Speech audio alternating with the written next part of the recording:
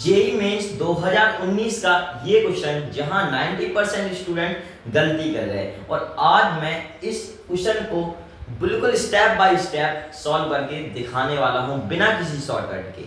तो चलिए friends, start करने से पहले आप मेरे बारे में जान लीजिए। मैं हूं जयपाल सिंह और मैं कक्षा 9th में जवाहर नवोदय विद्यालय में पढ़ता हूं।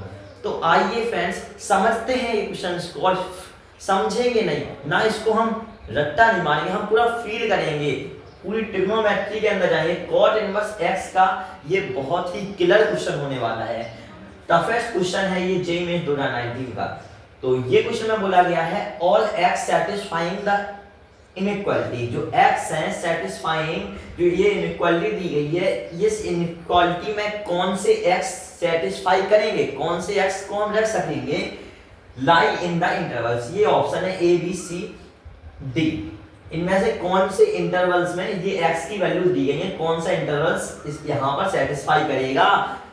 x की वैल्यूज हमें बेसिकली x को फाइंड आउट करना है। क्या फाइंड आउट करना है? डोमेन फाइंड आउट करनी है, मतलब x फाइंड आउट करना है कॉट इनवर्स x का। तो ये हमारे पास इनइक्वालिटी है।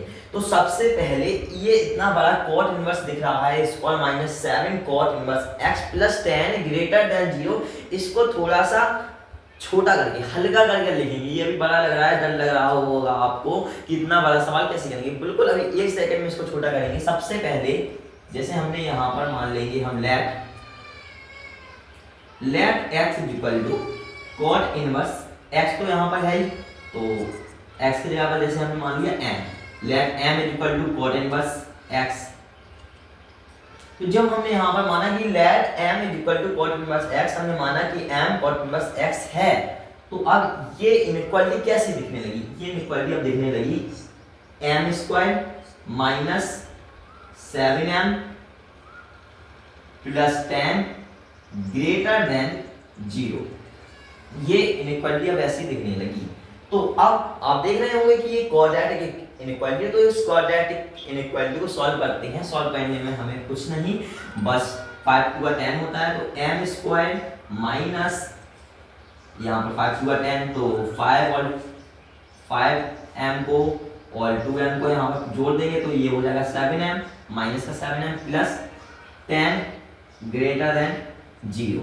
इसको करेंगे तो ये यहाँ पर हम m को लेंगे कॉमन, m को कॉमन हमने यहाँ पर लिया, तो ये हो गया m माइनस 5 और यहाँ पर माइनस 2 को कॉमन लेंगे m माइनस 5 ग्रेटर देन 0, ये हो गया।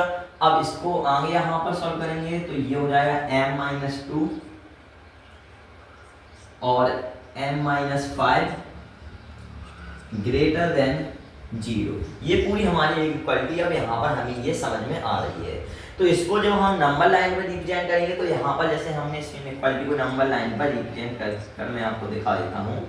ये मैंने एक नंबर लाइन ले ली, ओके। m माइनस 2 का यहाँ पर क्रिटिकल पॉइंट, जहाँ पर m माइनस 2 0 हो जाए वही होता है क्रिटिकल पॉइंट, तो ये होगा 2, तो 2 हमारा यहाँ पर आ जाएगा और m माइनस 5 का क्रिटिकल पॉइंट ये हो जाएगा 5, तो 2 और 5 आ गया। अब हम यहाँ पर वेरिकल मेथड का यूज कर रहे हैं, तो प्लस यहाँ पर आता है, माइनस यहाँ पर आता है, प्लस यहाँ पर आता है। तो अब हमें क्या चाहिए? यहाँ पर हमें वैल्यू चाहिए, कौन सी हमें वैल्यू चाहिए? 0 से बड़ी वाली, यहाँ पर पॉजिटिव वाली वैल्यू, 0 से बड़ी पॉजिटिव वाली वैल्यू। तो यहाँ पर सर्कल से ये वाली पॉजिटिव वैल्यू जाएंगी और यहाँ पर ये वाली पॉजिटिव वैल्यू जाएंगी। तो ये हमारा हो गया। तो अब इस पार्ट तक क्या आएगा? इस पार्ट से हमें क्या समझ में आया? इस पार्ट से ये समझ में आया जो m की वैल्यू आई है, जो m की वैल्यू हमारे पास आई है, वो हमारी वैल्यू 2 से छोटी है, 2 से छोटी है, तो 2 से छोटी है, ये हमें यहाँ से समझ में आ गया। और इतने पार्ट से हमें ये समझ में आया कि m की वैल्यू बड़ी है किससे? 2 से, बड़ी है किससे? 5 से m बड़ा है, इतना समझ में आया।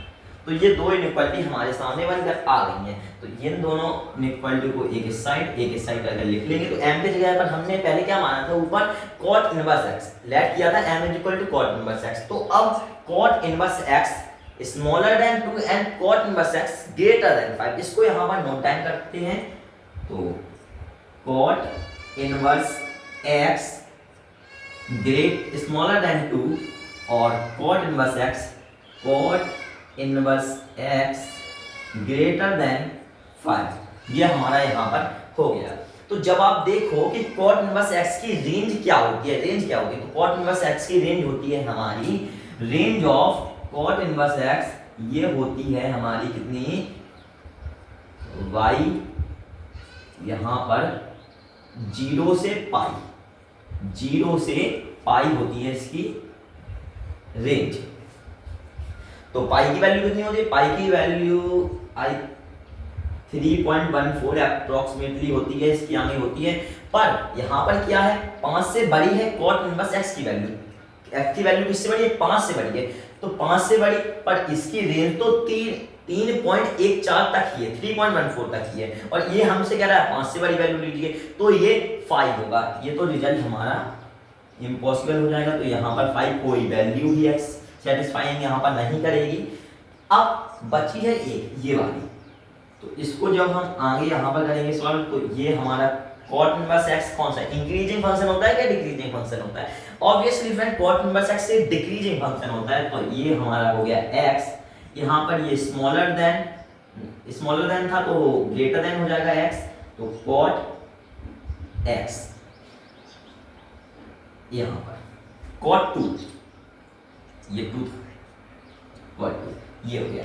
तो cot 2 से x बड़ा है और हमें x की वैल्यू फाइंड आउट करनी थी, x का इंटरवल फाइंड आउट करना है, तो x cot 2 से बड़ा है, तो x बिलोंगिंग टू क्या हो जाएगा, cot 2 पर क्या आएगा, स्मॉल आएगा, ये ब्रैकेट कौन सा आएगा, स्मॉल ब्रैकेट आएगा, या फिर ग्रेटर स्मॉलर ब्रैकेट आएगा क्या, ग्रेटर वाला ब्रैकेट आएगा, तो यहाँ पर ग्रेटर वाला ब्रैकेट आएगा ये वाला, तो यहाँ पर स्मॉल ब्रैकेट आएगा क्योंकि यहाँ पर अकेली इक्वलिटी है, इक्वल टू नहीं है, तो स्मॉल ब्रैकेट cot 2 से वैल्यू है कहाँ तक, इनफिनाइट तक।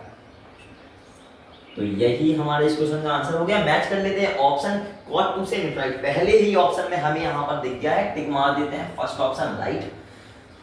तो दोस्तों इस क्वेश्चन को मैं क्लास 9th में हूँ, अभी 14 साल का हूँ और मैं इस क्वेश्चन को सॉल्व कर लेता हूँ और मैंने इस क्वेश्चन को सॉल्व कर दिया है। तो आप इस क्वेश्चन को सॉल्व क्यों नहीं कर सकते, पूरा फील कीजिए क्वेश्चन को, मैथमेटिक्स को फील कीजिए, तब आप जेईई मेंस के लेवल के भी क्वेश्चन सॉल्व कर देंगे। अगर आपको हमारे इस वीडियो से कुछ इन्फॉर्मेशन मिली हो तो वीडियो को लाइक कर दीजिए, चैनल को सब्सक्राइब कर दीजिए और अपने दोस्तों तक इस वीडियो को शेयर कीजिए। अब हम मिलते हैं आपको अपने अगले वीडियो।